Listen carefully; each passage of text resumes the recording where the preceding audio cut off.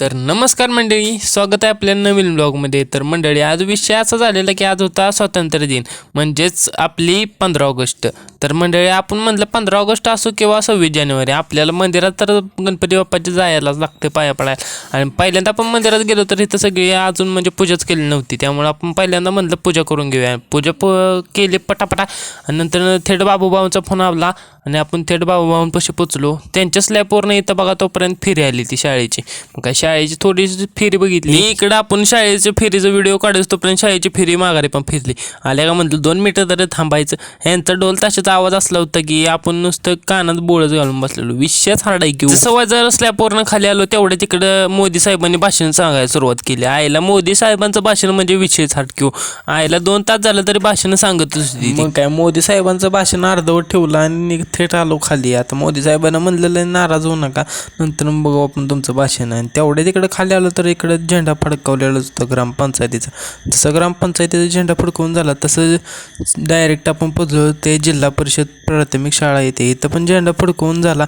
तसं म्हणलं आता थोड्या वेळ इथं बघूया. त्यांची लेझिमी बसवलेली होती ती थोड्या वेळ बघितल्यानंतर म्हणलं आता आपल्याला आपली दौड काढायची. त्यामुळं आपण इकडं खाली आलो. ते स्वातंत्र्य दिनाची दौड होती ती आपल्याला काढायची होती, त्यामुळं आपण थेट दौड काढायला सुरुवात केली. जशी आपली दौड पूर्ण झाली तसं आपण डायरेक्ट घराची वाट धरली. घरी आल्या आल्या आपल्याला बाबूभाऊंचा फोन आला की म्हणले जायचे आपल्याला खोंड घेऊन फिरवायला.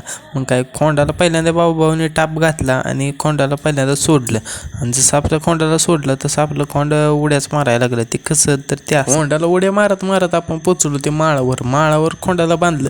तेवढ्या दाखल्या आपल्याला मम्मीचा फोन आला की म्हणले रानात कळशी घेऊन ये. मग काय तिथून थेटने गेलो ते रानामध्ये गेलो आणि पहिल्यांदा मम्मीला कळशी दिली. आणि कळशी देऊन जसं माघारी आलो तसं इथं पावसानं नुसतं थोडा वेळ आपण कळशी द्यायला गेलो तेवढ्या तिकडं पावसानं नुसतं धुराळाच घातलेला आणि चिखल तर असं निभार झालेला की विषय झाड घेऊन. तेवढ्या तिकडे आपण खोंडापाशी आलो. तेवढ्या तिकडे भाऊ का असे फोन घेऊन निवांतमध्ये बसलेलं. त्यांना म्हणलं तुम्हाला काय आहे का नाही, पाऊस आलाय जोरात. तेवढ्यात आपण घरी जसं पोचलो तसं आपण घरात निघालो. तेवढ्या तिकडे आपण बघितलं कुलूप तर घराला होतं, पण आपल्याकडं काय कुलपाची चावी नव्हती. त्यामुळे म्हणलं आता थोडा वेळ बाहेरच थांबायला लागते मम्मी असतोपर्यंत.